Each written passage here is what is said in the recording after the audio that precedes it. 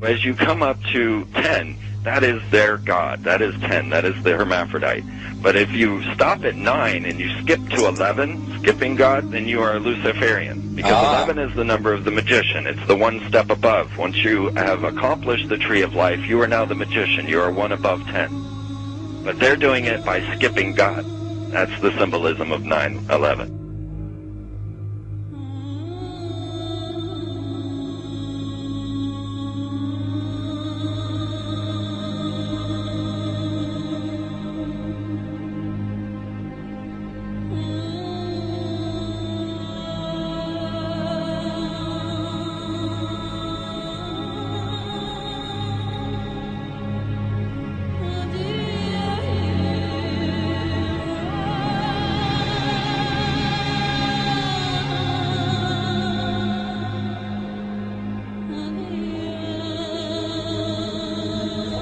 It is a big idea, a new world order.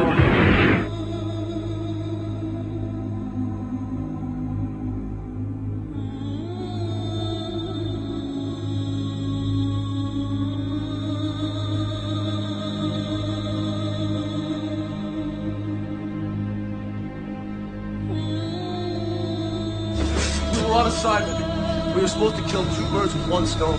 In Fight Club, Project Mayhem destroys a giant bronze spherical sculpture. This seems an obvious reference to the sphere at the World Trade Center complex. Trust me, everything's gonna be fine. In a pivotal scene reminiscent of 9/11, we see the destruction of skyscrapers and the change of a skyline. Second anniversary of the 9/11 attack on the World Trade Center, George Bush asked for an $87 billion increase in military spending.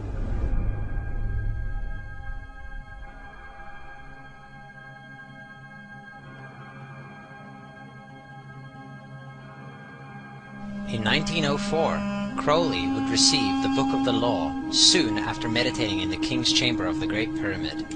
He claimed he had been contacted by a being called Aiwass. Crowley would also use this symbol in his work. Some of its meanings are said to include a reference to the number 77 in Hebrew and a connection to the god Pan. Crowley made this drawing of a non-human intelligence he saw during a ritual. Synchronous 23 has made the connection between Aiwass and the Wizard of Oz, and has further pointed out the similarities between Crowley's grey alien-like drawing and the depiction of the projection of the Wizard of Oz in the film version. The much overlooked theory has been put forward on the internet that when we are looking at George W. Bush, we are actually seeing Aleister Crowley's grandson. I have suggested that this video footage of George W. Bush reading The Pet Goat, coinciding with the start of the 9/11 mega ritual, is in fact a dedication of the 9/11 mega ritual to the great god Pan by Aleister Crowley's grandson.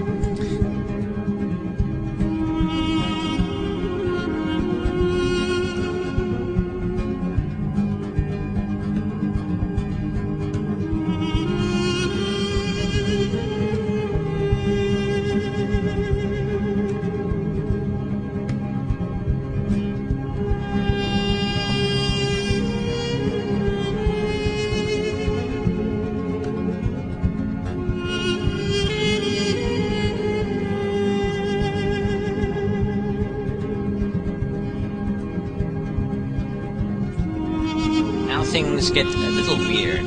This is the 1978 version of The Wizard of Oz, The Wiz. Again we see the Emerald City connected to New York. On arriving at the end of the Yellow Brick Road, Dorothy and her companions go through the circular portal. Through the door we see 3 pyramids. Behind the pyramid shape, in between the pyramid pillars of the World Trade Center, we see the sphere, the representation of the Kaaba.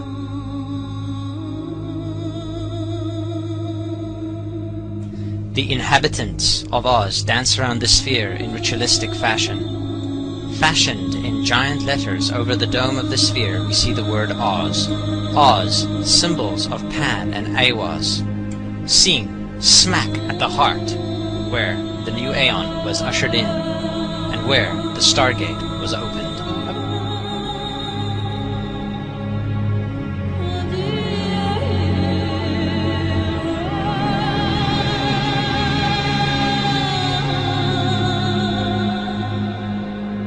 Between the twin towers is called the spherical caryatid. It was made by artist Fritz Koenig and was nicknamed the Sphere.